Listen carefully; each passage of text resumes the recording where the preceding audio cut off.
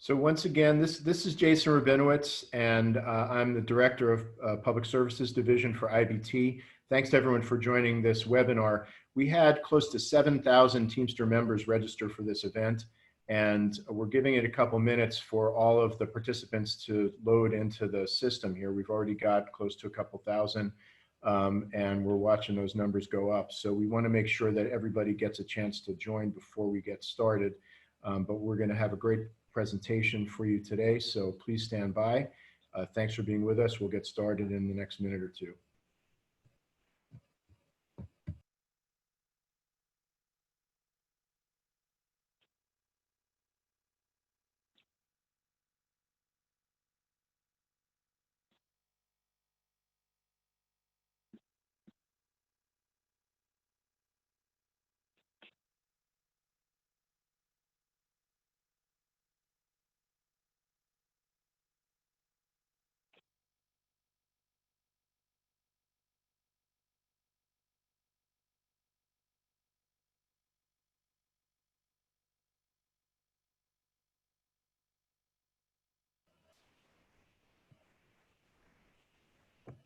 Okay, so it's just about 2:05 here in the West Coast and 5:05 back east, so I think we'll get started. We've got thousands of Teamster members that are logging into this presentation.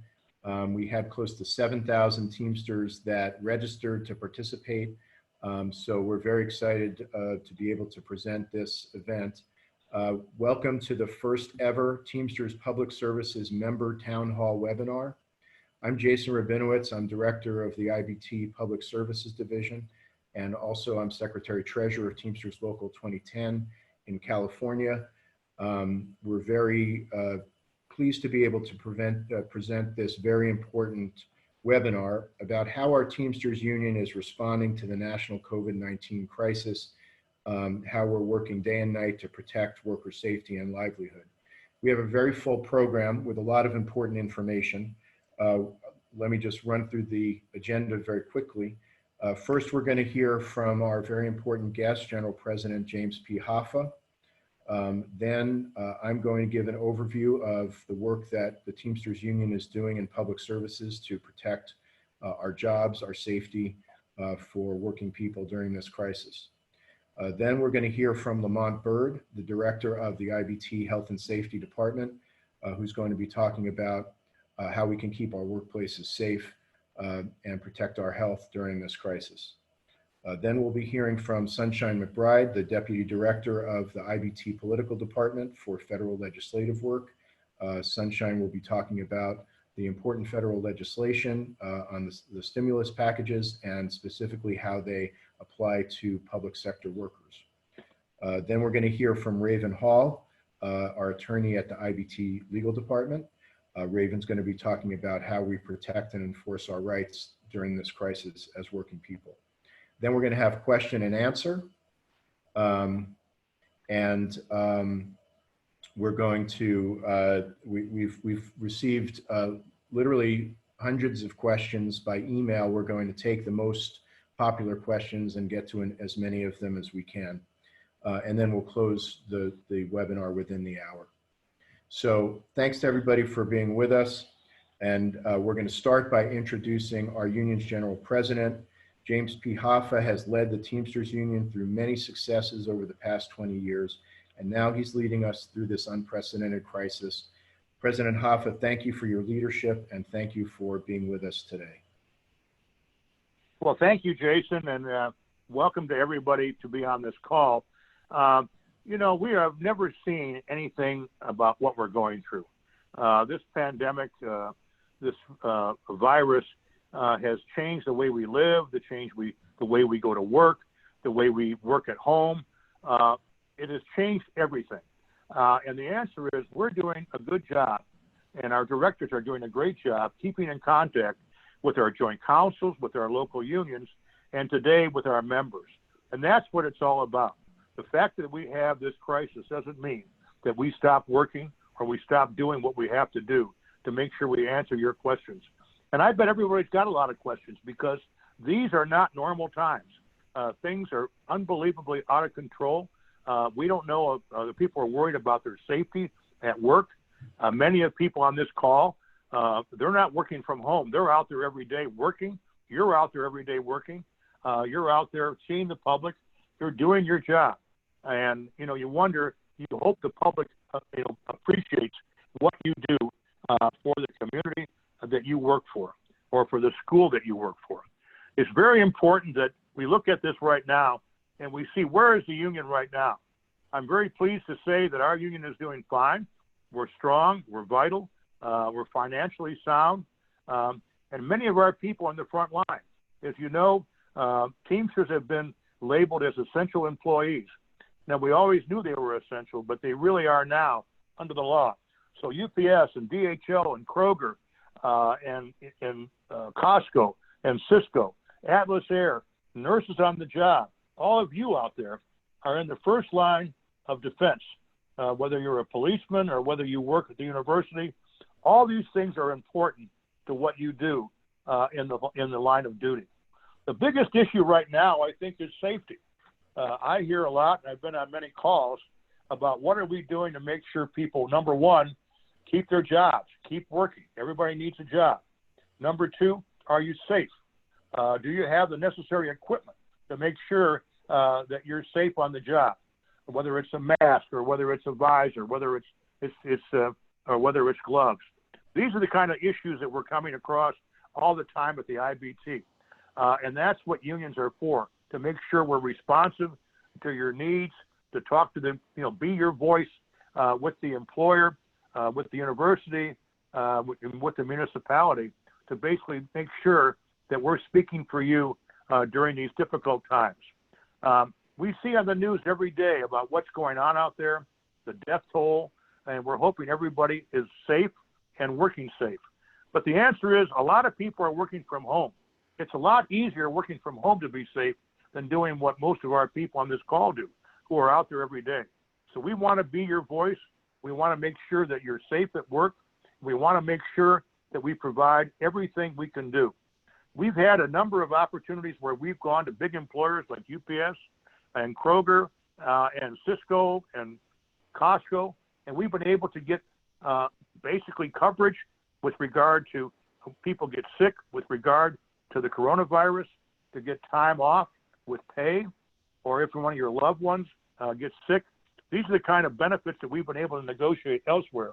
And basically a lot of this is being built into the law now that are being passed by Congress. So we've got an awful lot of work to do here, but these are unusual times.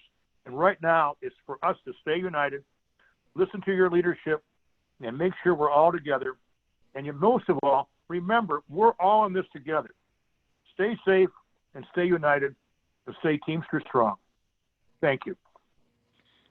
Thank you, President Hoffa. Thank you for being with us today. We appreciate your leadership during this crisis.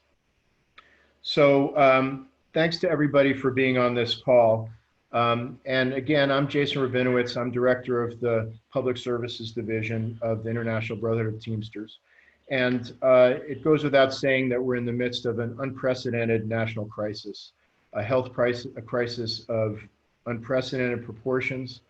Our hearts go out to those who are sick right now, who are suffering, to the families of those who have lost their lives. Our eternal gratitude goes out to all of the healthcare workers, including many thousands of Teamsters who are working around the clock and sacrificing to heal the sick. And it also goes without saying that this health crisis has now become an unprecedented economic crisis that's already having a terrible effect on every aspect of our country. We have millions of people that have lost their jobs in the space of just a few weeks. The effect on our economy is going to be felt for probably many years to come. And for those of us who work in public sector, the effect on public budgets is going to be very serious, and we're going to be contending with this for some time. But in the face of our national crisis, we're incredibly proud that the 1.4 million Teamster heroes across the country have been working tirelessly, performing essential services, keeping North America safe, our supply chains moving, the stores stocked with food, and public services running. Our 200,000 plus Teamsters in public service first responders, 911 dispatchers, payroll and financial workers, corrections officers, skilled trades workers, service workers, administrative support workers, and more are providing critical services to the community through this crisis. And through it all, our union is working day and night to make sure that our workplaces are safe, that our jobs and income are protected. So, you know, it's great to have a union anytime, because when we stand together in our union, we know that we have the power that we need in order to protect our jobs, to have a seat at the table, a voice at work, and the bargaining power that we need to win strong contracts. But it's especially good to have a contract and to have a union right now during this crisis when, to be frank, some employers are stepping up and doing the right thing, and other employers need to be pushed and need to be reminded that we're essential workers and we need to be protected on the job. And so I'm very proud that our Teamsters union, from the international to the divisions, the departments, the joint councils, and most importantly, the local unions, are working around the clock to protect our safety and our jobs and livelihood through this crisis. And I want to talk about a couple of our priorities while we're doing this. First and foremost, as the General President said, our top priority is maintaining a safe workplace through this crisis. Every Teamster worker, every worker should be protected and safe when they're on the job. And that means appropriate PPE with the right training to use it properly, appropriate social distancing, the right to telework safely from home where possible, and proper cleaning and sanitizing of the workplace. And Lamont Bird from Health and Safety will be talking more detail about how we do that. We're also working around the clock, and as President Hoffa said, our union's open for business. At every level, we're working day and night to enforce our contracts and the laws that protect our members, whether it's safety, that's in most of our contracts, our right to pay and benefits, our right to premium pay where it's appropriate, our right to protection of our jobs from layoff.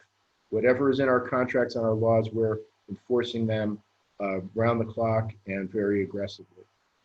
The next most important thing is protecting our jobs and our livelihood through this crisis by preventing or minimizing layoffs, curtailments, or any loss of pay for working people during this crisis. Now, many of our public sector entities, our public employers, are still open for business and still receiving their revenue, whether it's higher education, K-12, our state, local, municipal employers. They're still open for business, they're still getting their revenue, so we want to make sure that workers still receive their pay, and we've been fighting to prevent layoffs and reductions in pay as much as we can. Very important priority to continue to build member power through this crisis in public sector. We all know that we've spent the last couple of years in public sector maintaining our power in the face of this terrible Janus decision that took away our fair share rights in public sector. And we are very proud of the Teamsters Union, a year and a half out from that decision, that we have higher membership in public sector than we had before that decision. So this crisis presents a lot of new challenges to maintain our membership because, of course, face-to-face contact is the most basic way that we organize members.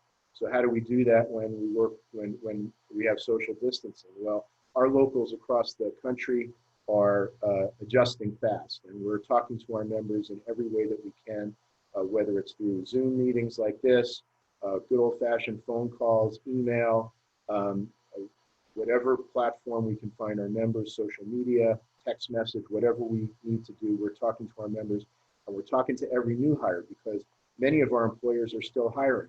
And our goal is to make sure that every new hire meets us, hears about the union, and is signed up to membership promptly after starting work. And that's what we're doing to maintain our power. We're engaging in political work to make sure that all these stimulus packages that are being passed protect workers and not just corporations. And on the state and local level, protecting our contracts and our union rights, because there are forces out there that hate unions, and they would be happy to take this opportunity of the crisis to try to take away union rights. But we're standing up and fighting back against that. We'll hear more about that. In the Public Services Division, we're doing everything we can to support the local unions in their critical work fighting for our members' rights.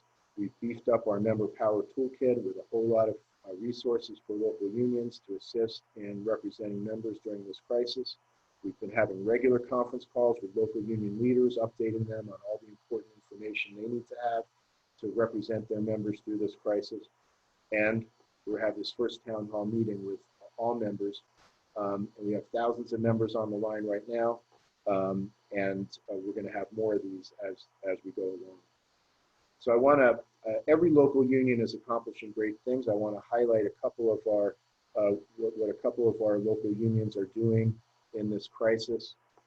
We have Local 237 in New York City, our biggest public sector local, in fact, the biggest local in the union, representing over 24,000 public workers. And that local in New York City is in the eye of the storm, representing thousands of public safety workers who are on the front lines during the terrible crisis that's taking place in New York right now. And the union's been working day and night with the city and the state to protect worker safety. Local 117 in Washington, where we had our first a big outbreak of this virus, has fought for and won appropriate PPE for thousands of workers, access to leave if a worker or family member becomes sick. The union had to fight for over 6,000 members who work for correctional institutions to receive access to the Families First benefits when the employer tried to say that they were exempted when they really weren't. And Local 117 stood up and won coverage for 6,000 members under that bill.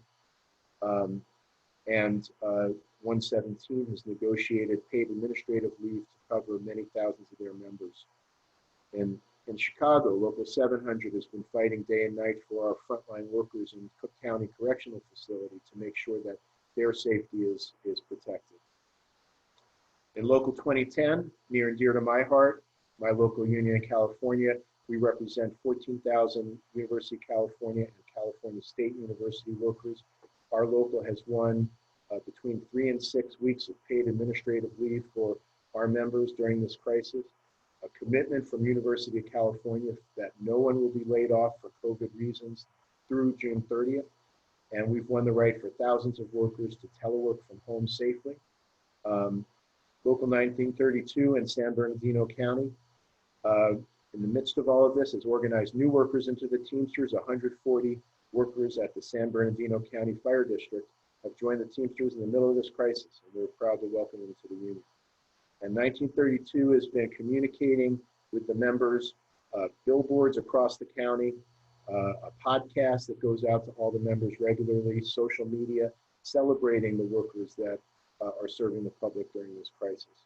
And we're proud to say that Local 1932 just the other day fed thousands of healthcare workers with a food truck. Over 2,000 workers got In-N-Out Burger courtesy of the Teamsters Union to thank healthcare workers who are fighting COVID-19. So these are just some examples of what every local union is doing all across this country and Canada and Puerto Rico to protect workers, to support workers who are on the front lines providing essential services to our country. We're very proud of our union and proud of all that we're doing in public sector. And so I want to thank all of our members for your hard work and our union for everything we're doing. And now I'm going to turn it over to our next speaker, who is from a department in our union that's always important, but has now become maybe our most important department. Lamont Bird is director of the IDT Health and Safety Department, has been doing tremendous work protecting the safety of our members through this crisis. Lamont, thanks for all you're doing. Take it away. Okay, thank you very much, Jason. I'd like to talk with you about some measures that we can take to protect ourselves from the virus that's causing this pandemic. There's currently no vaccine or antiviral treatments for SARS-CoV-2. That's the virus that causes COVID-2019. Many of the jobs that you all are performing as Teamsters are deemed to be essential, and due to the nature of the work that you perform, may place you at risk to exposure to the coronavirus. With this information in mind, it's important that you take the necessary precautions to protect your health and the health of your family and your coworkers. I strongly urge you to familiarize yourself with the information provided through the Centers of Disease Control, the World Health Organization, and OSHA. And you can access this information on their websites, on Teamster websites and on their websites. The IBT Safety and Health Department has compiled this information in easy to read fact sheets that can be reviewed and downloaded at teamstersafety.org or teamster.org. And I would urge you to take a look at those websites, teamstersafety.org or teamster.org. So how is this virus transmitted? This virus is primarily spread through airborne transmission. So when a person who is infected with the virus coughs, sneezes, talks, or breathes, the virus that they carry can become airborne in small droplets that come out of the mouth and nose. And once this virus becomes airborne, we can inhale it in our mouth and nose and become infected. This virus can also be transmitted by touching contaminated surfaces. And there's some evidence that this virus will hang around on surfaces for quite some time, in some instances, hours to even days. So when you cough or sneeze, and the virus is aerosolized, it will eventually settle on surfaces. And when we touch those surfaces with our hands and then touch our mouth, nose, or eyes, we can become infected. It's important to know that the virus can survive, though. It's really important that we understand that this virus can survive for hours and possibly days. So we have to be mindful as we're touching, especially high touch areas like doorknobs, and if you drive a vehicle, steering wheel, those types of things that are touched frequently. The virus has also been isolated in stool samples from people who've been confirmed as positive for the virus. But contact with fecal matter is not thought to be a significant way that people are becoming infected. But if you work in, say, wastewater treatment or waste collection or healthcare, this is something you want to be aware of. So how do we protect ourselves from exposure? According to the CDC and other experts, the most powerful tool that we have to protect ourselves is social distancing. This means staying at least 6 feet away from other people. If we don't breathe in air that contains the virus, we can't get exposed by airborne transmission, the most frequent mode of transmission. We also need to use good hand hygiene. This means frequently washing your hands using soap and running water for at least 20 seconds. If soap and running water are not available, then use hand sanitizer containing at least 60% alcohol. As I mentioned earlier, the virus can be transmitted through contact with contaminated surfaces, so frequently cleaning and disinfecting high-touch areas like I mentioned, doorknobs, handrails, or in vehicles, steering wheels, turn signals, seat belts is highly recommended. And it's important that you use cleaning and disinfecting products that are on the EPA list of approved products. This is a very extensive list of products, and most of the products that we can buy over the counter will work. Always cover your coughs and sneezes with your shoulder or elbow. Don't go to work if you're sick or have symptoms consistent with COVID-19. Those would be fever, shortness of breath, a dry cough. We're even hearing about loss of taste and smell as being a symptom that some people may experience. Staying away from people who are obviously sick. But it's important that we understand that there's increasing evidence that upwards of 25% of people who are positive for the virus are asymptomatic. So social distancing is critical. Now, if your work requires that you meet in groups, practice social distancing, at least 6 feet, no handshaking, no kisses or hugs. Keep your groups as small as possible. Meet in well-ventilated areas and keep the meetings as short as possible, since the potential for exposure increases the longer you're in a contaminated airspace. As this disease progresses, there's an increasing number of people, including our coworkers, who are testing positive and getting sick. The Safety and Health Department has received several calls asking about what steps should be taken by employers to protect workers if they're positive employees in the workspace. So what should be done? The CDC just issued revised guidance that we find at best to be very controversial. I kind of laugh a little bit because it's unbelievable that CDC would go in this direction, given what we're experiencing as a nation and a world at large.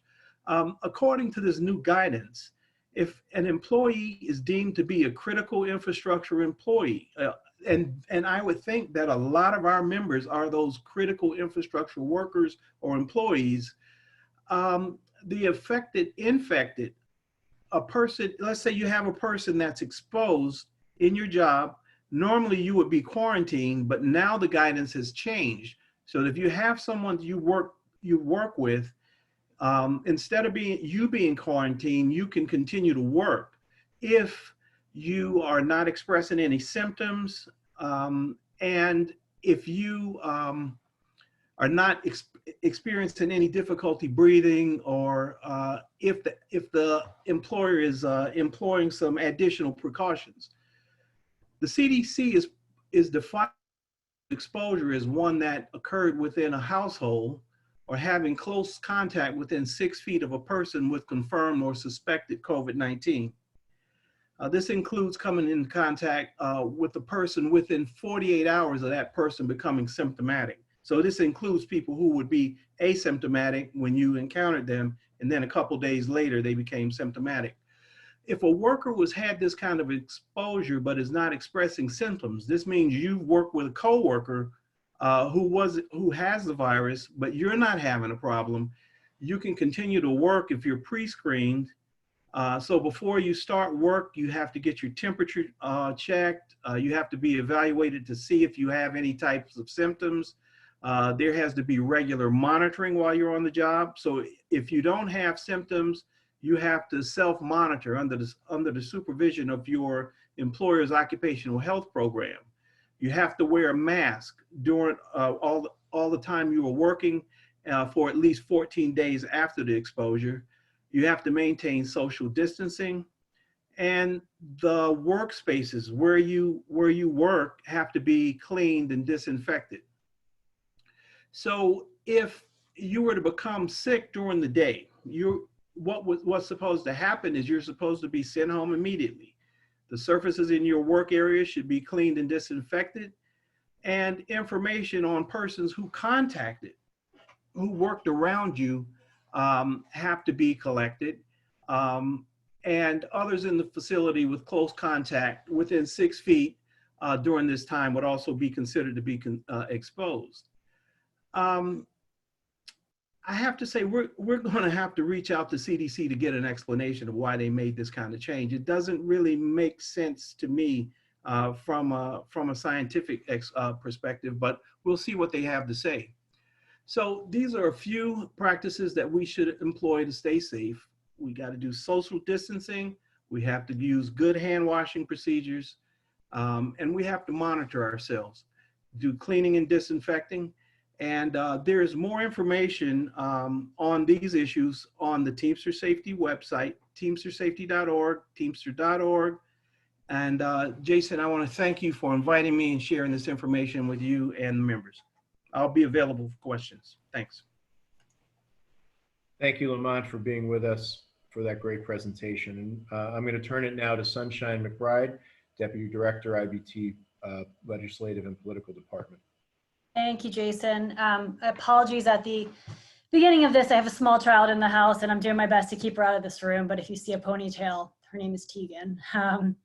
So at this point, 2 comprehensive stimulus bills have been passed by Congress and signed by the President that address the coronavirus pandemic. The first is called the Families First Coronavirus Response Act. We're calling that the Families First Act. The second is the Coronavirus Aid, Relief, and Economic Security Act, which is being called the CARES Act. I'm going to give a brief overview of what was included in both, starting with relief provided for every working person, and then a little more specific about funds that are going directly to states and localities. Starting with unemployment insurance, the CARES Act creates 3 new unemployment insurance programs, which expand eligibility for unemployment insurance to include workers not traditionally covered, like self-employed workers, independent contractors, and part-time workers. These new unemployment programs also increase the maximum number of weeks that an individual can receive unemployment benefits by an additional 13 weeks.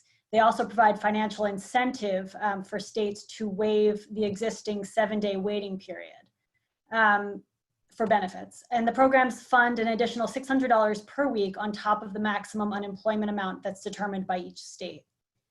The Families First Act, for the first time ever, mandated federal paid leave. There are 2 types of paid leave that are provided for under the Families First Act. First is 2 weeks of paid sick leave. So under the bill, all public employers and certain private employers of a certain size are required to provide 2 weeks paid leave for employees, whether part-time or full, to address their own coronavirus-related illness or quarantine, to care for someone ill with coronavirus or quarantined, or to care for a child that is home due to a coronavirus-related school closure or an unavailable child care provider. Benefits are not retroactive, and you can use this benefit before you've exhausted your other available leave options that are provided by your employer. The bill also provides for, in addition to those 2 weeks of paid sick, 10 weeks of additional paid family leave, and it's only for very specific reasons. So if the employee is unable to work due to a need to care for their child because their school or daycare has been closed, or their child care provider is unavailable, then they have access to this additional 10 weeks. Like regular FMLA, this leave also provides for job protection during the time that the leave is taken. But there's an exception built into the program that has become a bit problematic in the past week or so. An employer has the right under the bill to deny leave to an employee who is a healthcare provider or emergency responder. But last week, the Department of Labor released additional guidance on that exemption and defined both of those job categories far too broadly. So you may be encountering employers who are saying flat out that you don't qualify for leave because you're a healthcare provider or an emergency responder. That's simply not true. The law says that your employer may deny the leave, but not that they must. The assumption being, when the bill was written, that they would only do so if absolutely necessary to ensure the continuity of emergency or healthcare services in a crisis. So we're pushing back hard on that Department of Labor guidance and trying to get it clarified. You all likely also know about the individual stimulus checks that will be coming to you. Individuals making $75,000 or less and households making $150,000 or less are eligible for up to $1,200 per adult and $500 for each child. If you've used direct deposit in the past to receive a return from the IRS, then that money should come to you without you having to do anything. If you've not used direct deposit, then the IRS, our understanding is that the IRS will send your check to your last known address. So we recommend going to irs.gov to make sure that your info is correct. And checks may start going out as early as today and through the end of the month on that. The bill also prohibits foreclosures of federally backed mortgage loans for 60 days and provides 180 days of forbearance. So under the bill, if you rent, for example, and your landlord has a mortgage that is backed by the federal government, and that landlord takes this relief for 180 days, then the landlord cannot evict you or charge late fees on your rent during that time, which they are in this elected forbearance for their mortgage. So that's a couple of things that are available for all households and all individuals.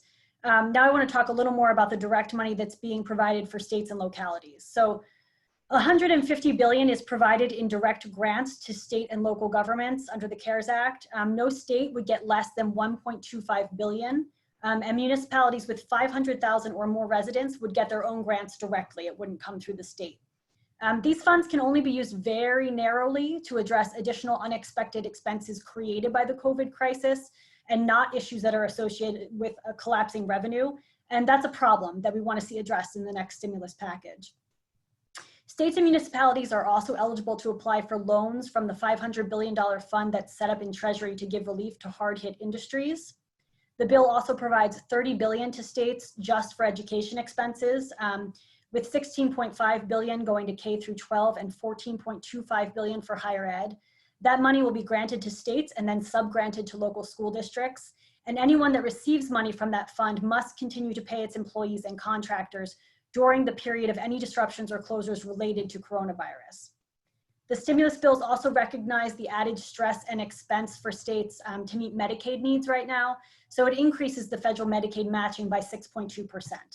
The bill also recognizes the revenue loss due to reduced use of transit systems and provides $25 billion in assistance for public transportation. And $3.5 billion is also provided in grants for states for immediate assistance to child care providers, but also to support the cost of child care for essential worker families, including for healthcare workers, first responders, sanitation workers, and others deemed to be essential during the crisis. And then there's also some funds that are provided for SNAP and other food assistance programs, but we certainly need more in that area. On safety and access to PPEs, This is a real shortcoming of the first two stimulus bills and a major priority for the fourth stimulus bill, really for all of labor.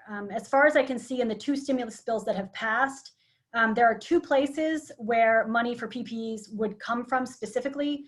Those two places are the Strategic National Stockpile allocation to states, and then there's $4.3 billion that's provided for federal, state, and local public health agencies.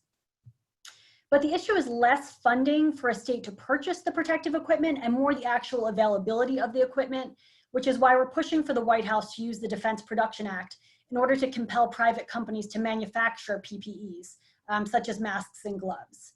In the next stimulus bill, we are also making a very hard push with the rest of labor for enforceable safety standards for all essential workers, not just those in healthcare. CDC guidelines are not enforceable, and only OSHA really has that enforcement power. So either OSHA needs to be directed to issue their own enforceable standards, or OSHA needs to be given the ability to enforce existing CDC guidelines. For public employees, part of our push is for full OSHA coverage for all states, so that the enforceable guidance applies to everyone. We also want more money for OSHA to be able to enforce those standards, and strong whistleblower and anti-retaliation protections for workers who are speaking out about their safety needs. And we've been hearing some pretty awful stories about that. There's also been a great deal of discussion about hazard pay for essential workers, and we're offering our analysis on those proposals. In short, though, we believe that hazard pay really has to go hand in hand with enforceable safety standards, because we don't want to be in a position where we are creating an incentive for people to go to work ill. And we also don't want to create a situation where people feel like the hazard pay is enough and that the OSHA protections are not necessary or can be overlooked. Looking to next steps now, Congress is in recess until the 20th of April, but we know that when they return, they will move to a fourth comprehensive stimulus bill. And this week it was announced, somewhat surprisingly, and I'm not sure where this is going to land, that a mini stimulus is going to move before that fourth stimulus at the end of the month.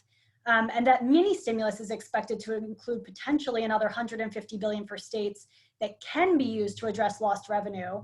And the Democrats are pushing for a change that will allow the original $150 billion to also be used for lost revenue retroactively. So even if that mini stimulus doesn't happen, that's a really good sign for the fourth stimulus in terms of them really fixing this problem about how narrowly these state funds can be used. Very briefly, and this is really the last I'm going to talk about, in Stimulus 4, just a real quick overview of what we're pushing for. We definitely want more money for states and localities.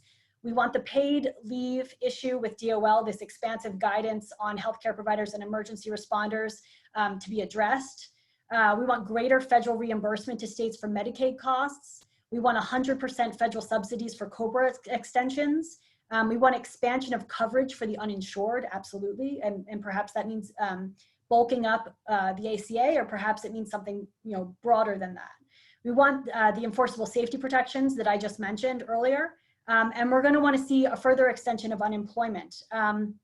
We have all these new priorities, or priorities that were overlooked in Stimulus 2 and 3 that we're fighting for in Stimulus 4, but as we're moving forward, even the things that we were satisfied with, like the expansions of unemployment insurance, as this crisis moves forward, even those programs are going to have to be expanded once we hit, the expansion of 13 weeks over 26 weeks.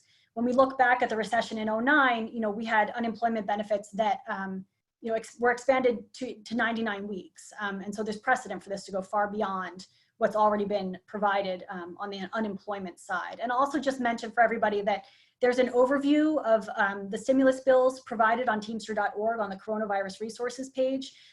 We've also posted the letter that General President Hoffa sent to the Hill stating our priorities for the most recent stimulus bill, Stimulus 3. And there's another fact sheet that goes much more deeply into the unemployment benefits that were provided by the stimulus bills and also the paid leave mandate. And with that, I'm going to hand it over to Raven. Thank you, Sunshine, and good afternoon or evening to you Teamsters out there. In my presentation, I'll briefly highlight the existing protections that may be useful for our members during the pandemic. And please keep in mind, it's not an exhaustive list. It's just based on some of the issues that I've seen and that I've been helping locals deal with over the past 2 weeks.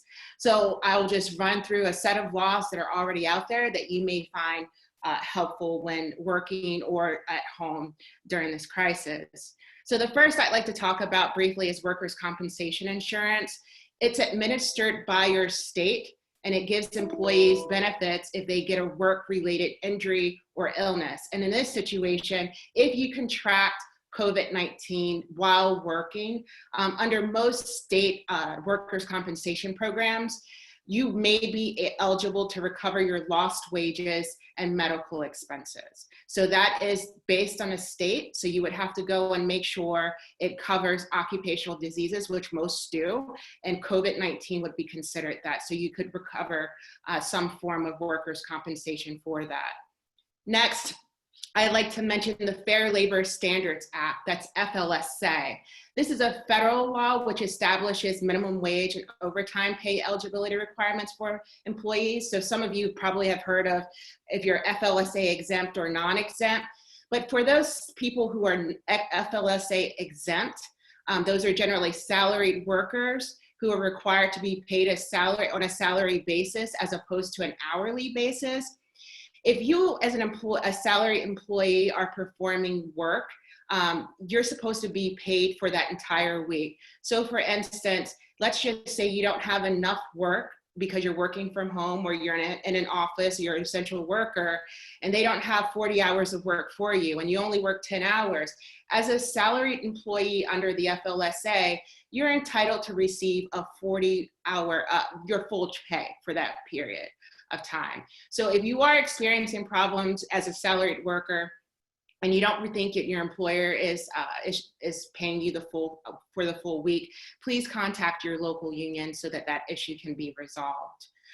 The next act I would like to talk about is the Occupational Safety and Health Act. This is an act that is very near and dear to Lamont and his department's heart because they know everything about it. But it is a federal law which covers public employees only in 25 states. So you would have to make sure you're in a state that basically mirrors the federal OSHA guidelines. And this act ensures safe and healthy working conditions for employees.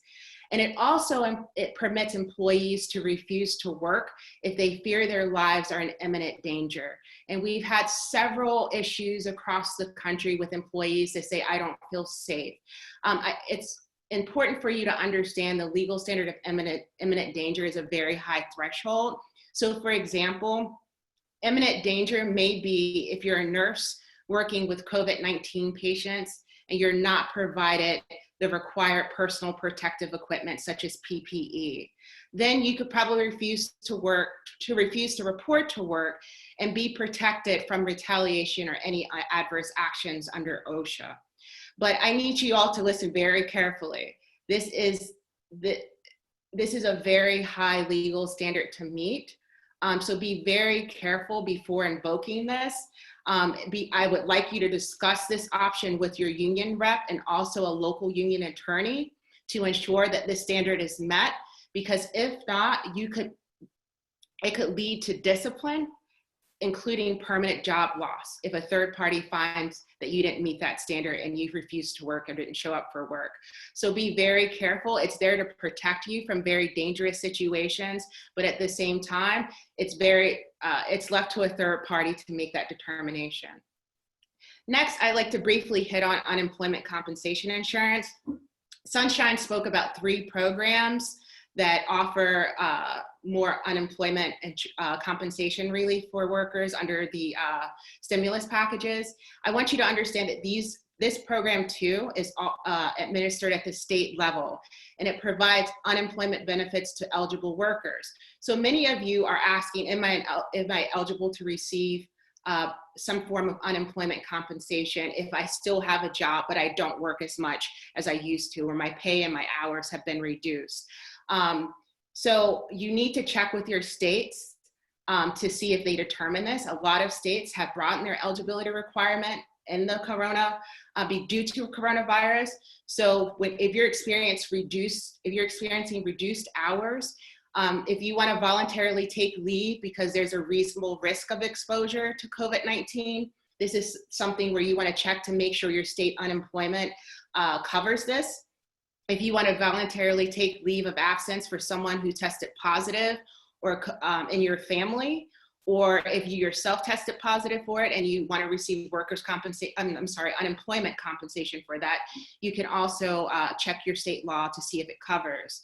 And last, with respect to unemployment insurance and what it covers, there are also states who may cover temporary leaving work to take care of your children whose school closed due to COVID-19. So if you're unable to find relief in one area, such as the stimulus packages that were just passed, I mean, there are existing laws that may help you during this very trying times for you and your families. The next law I'd like to talk about is the American with Disabilities Act, or otherwise known as the ADA. This is a federal law which also applies to public employees, such as most of the laws I'm talking about. It prohibits employers from discriminating against people with disabilities. So here are some things to keep in mind as we're navigating through this COVID crisis. ADA requires employers to treat any medical information obtained from a disability-related inquiry or medical examination, as well as any medical information voluntarily disclosed by an employee as a confidential medical record. So what does that mean? That means if you're testing, if you have symptoms and you basically tell your employer that you have to leave to go to the doctors because you think you may have the virus, or if you have contracted the virus and you're informing your employer that you tested positive, even though your employer will have a duty to go and notify people that you came in contact with of the potential risk of exposure, they are not supposed to be disclosing your personal information, such as your name or anything else where people could identify that you were the person that had tested positive for COVID-19.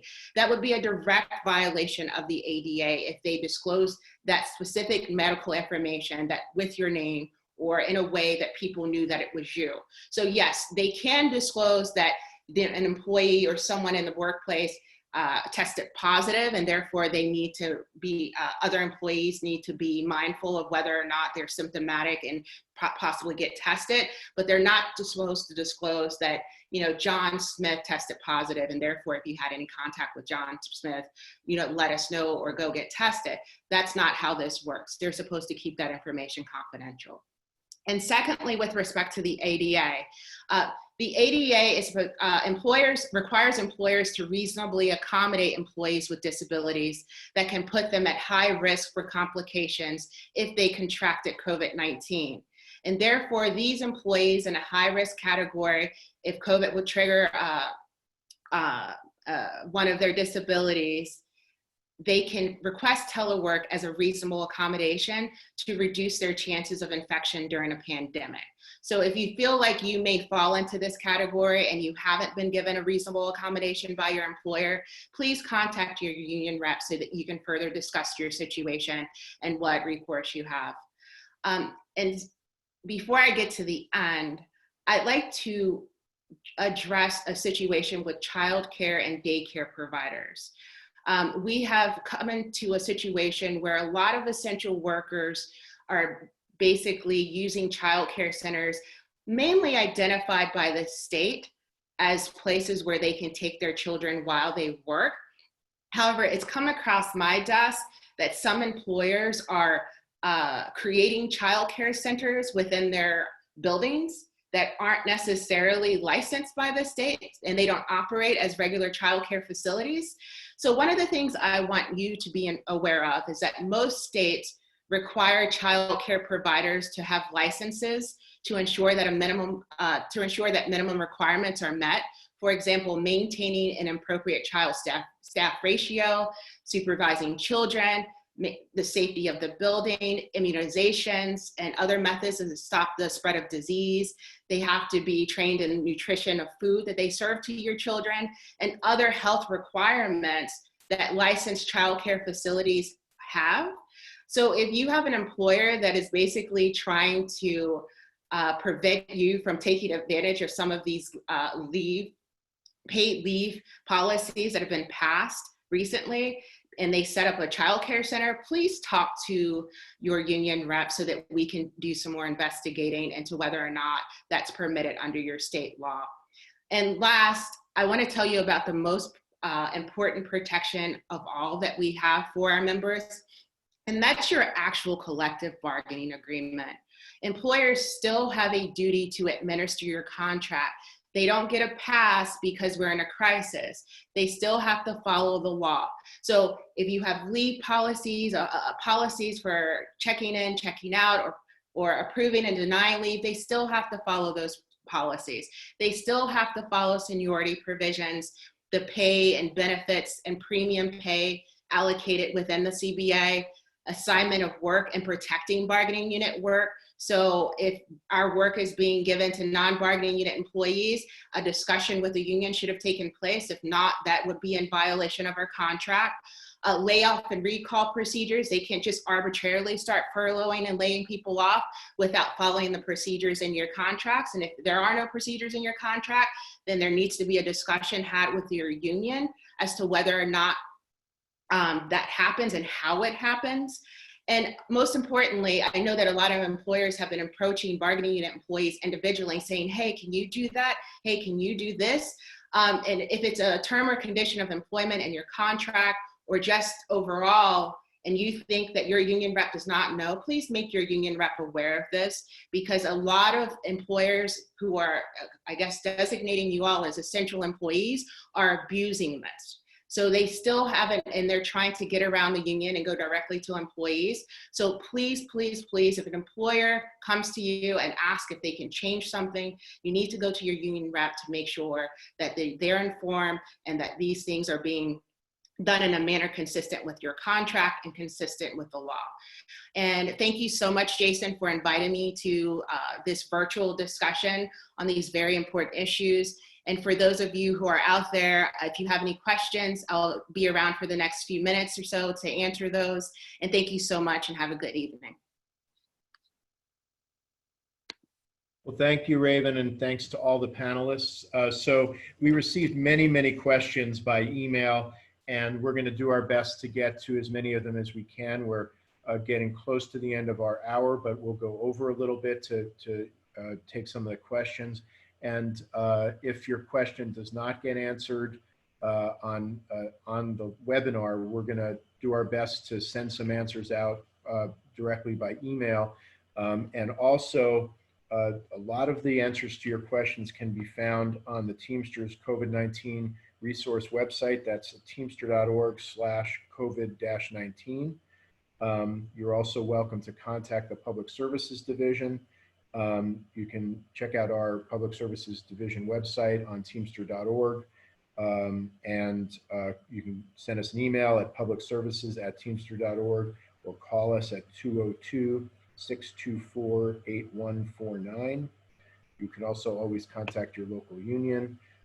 This webinar is being recorded, and you can check it out again, or your colleagues or coworkers that haven't seen it can see it later at the Teamsters Public Services Division website. We'll be putting it on there. So let's take some questions. Our first question for Raven and Sunshine is, if we, in case we need time for childcare, do we use our emergency paid sick leave, or should we use FMLA only? Raven, the order in which they take the paid sick, I believe, is the question. I honestly don't know the answer to that. Do you, Raven?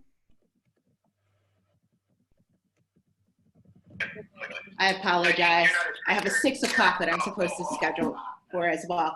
So in terms of using your sick leave, can you please repeat the question? For childcare, do we use emergency paid sick leave or FMLA only? You can use the combination of both of them. The law does allow you to use your paid sick leave and the FMLA under the new FFCRA, so that you can combine those two. However, once you run out of the leave, the paid leave given by the federal government, if you have to follow your employer's leave policies in order to receive paid leave from your paid leave.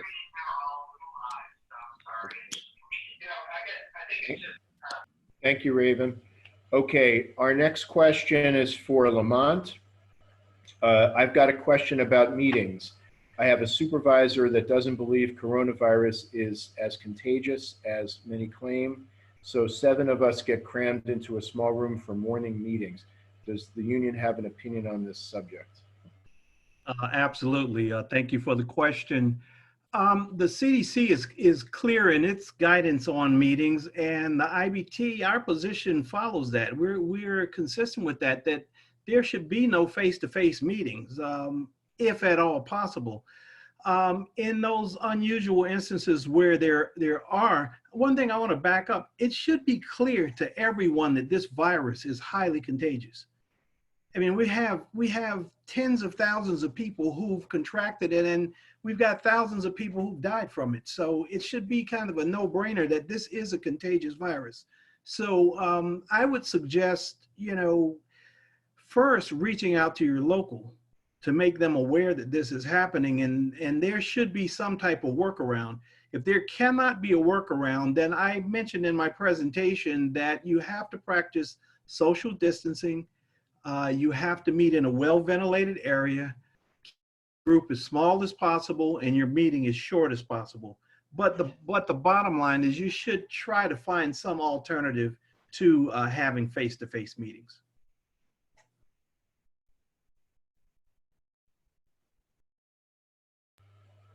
Okay, thank you for that, Lamont. Our next question is for Lamont. We have a staff member who tested positive for COVID-19 on our floor. They closed only that floor down for 1 day while it was cleaned and had the staff return to work the following day. No one on that floor that worked with the staff member quarantined, but other county agencies had all possible staff quarantine after. What is the correct protocol? Okay, that's kind of a two-part question. The first is about the cleaning and disinfection. So it's recommended that if at all possible, that the area that the worker that tested positive works in would be isolated for 24 hours. If it can't be isolated for 24 hours and the windows open to enhance ventilation, then it should be left isolated as long as possible with as much ventilation as possible. And then it should be cleaned using EPA approved products. The second part of that is what should happen if you work with someone who's exposed. As I mentioned in my presentation, there's a couple of things that's going on right now. It depends on the type of worker you are.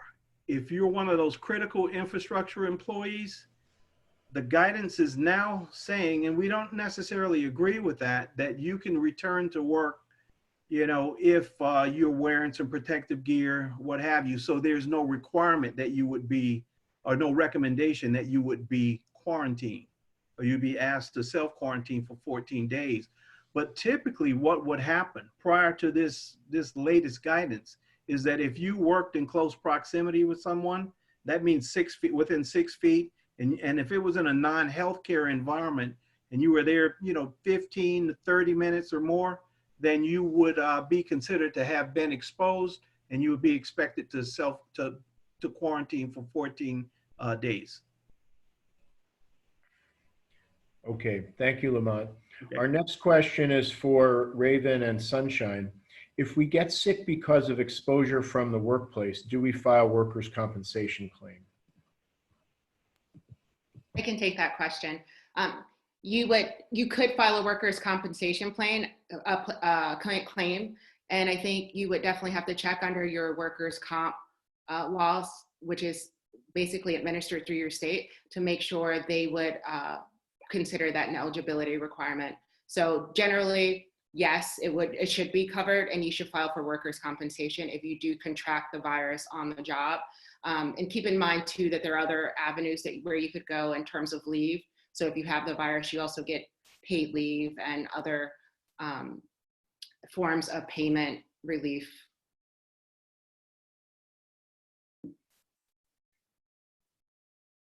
Okay, thank you for that, Raven.